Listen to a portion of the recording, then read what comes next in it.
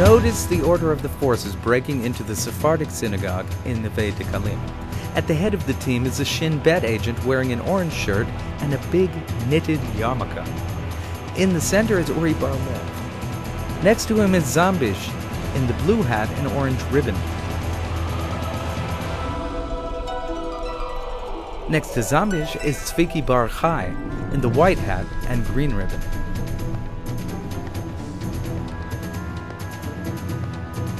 One of their rabbis didn't manage to get into the synagogue.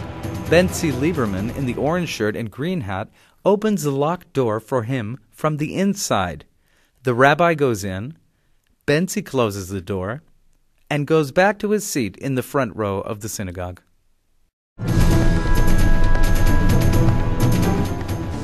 Although they had the key to the synagogue, the army pretended that the soldiers had to break into the fortified synagogue.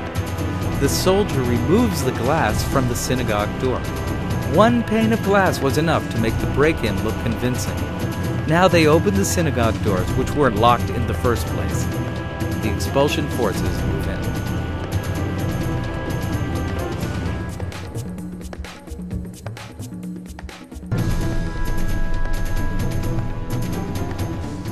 לא להיכנס, אני אומר לך. צא החוצה. בסדר, לא להיכנס. לא להיכנס. חבר'ה, לא להיכנס. חבר'ה, לא להיכנס. They didn't want the cooperative break-in into the synagogue to be filmed.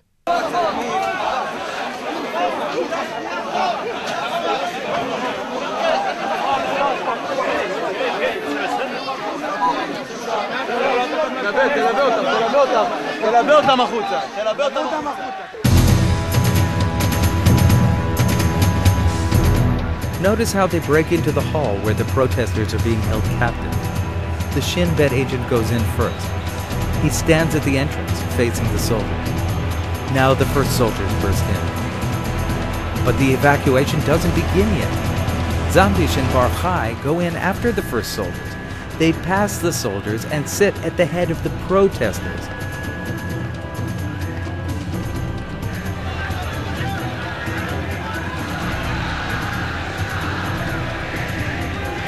Now the evacuation begins. Of the thousands of people in the synagogue, the soldiers approach Tzviki Bar Chai and take him out first.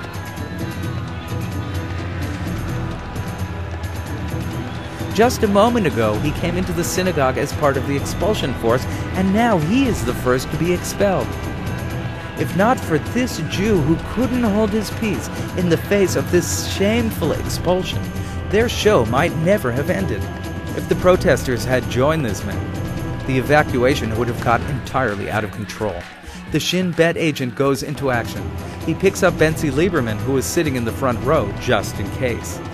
Bentzi sees that no one is going to help him. Everything is back under control. Bentzi goes back to his seat.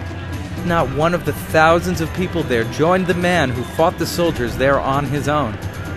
The soldiers beat the man and drag him violently out of the synagogue. The commander wants to continue the evacuation, as agreed upon in Uri Bar Lev's briefing. He points at the person whom he wants the soldiers to evacuate now.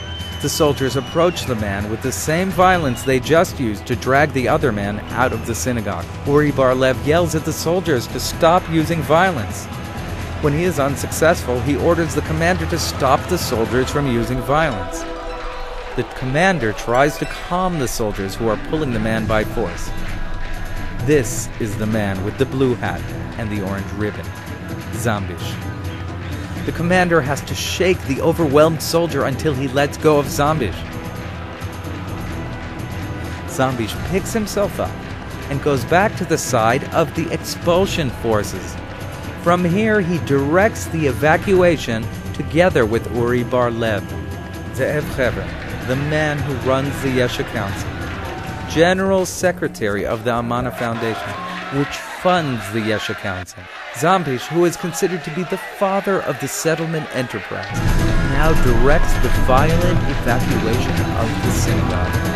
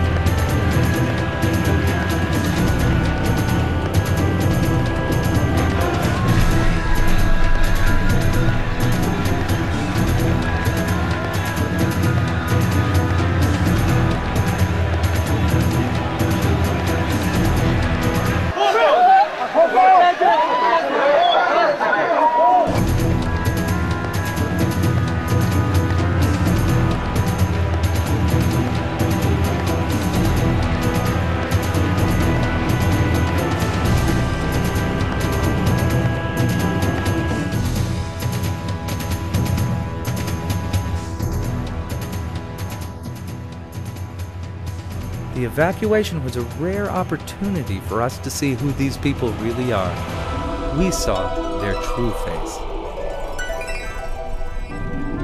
The press did everything in its power to erase these moments from the public consciousness. They saw to it that no one would see this footage.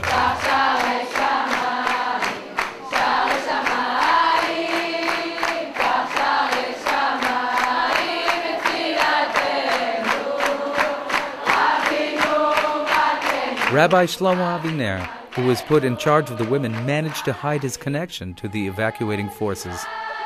When he tore his garment, that was a signal that the resistance to the evacuation was over.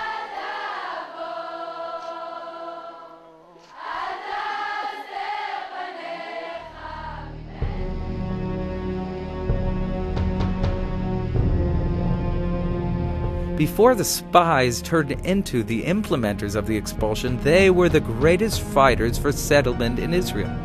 They led the settlement enterprise in Judea and Samaria.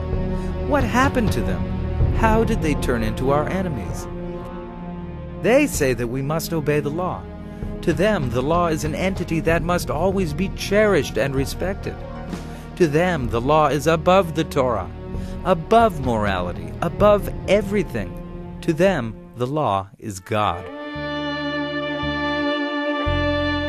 Perhaps the most important point of this story is that the public had nothing to do with it. The public was prepared to disobey every law in order to stop the expulsion. The public came in droves to Kfar Maimon against police orders. The public put its life aside. The public came to Gush Katif in defiance of the law. The public came to Kisufim Road to fight the law of the government. The public stayed in the Gush even though it was against the law. They try to tell us that the public opposed the crusade, but that is a lie. The holy public did everything in its power to resist. The public has learned the lesson of the expulsion well.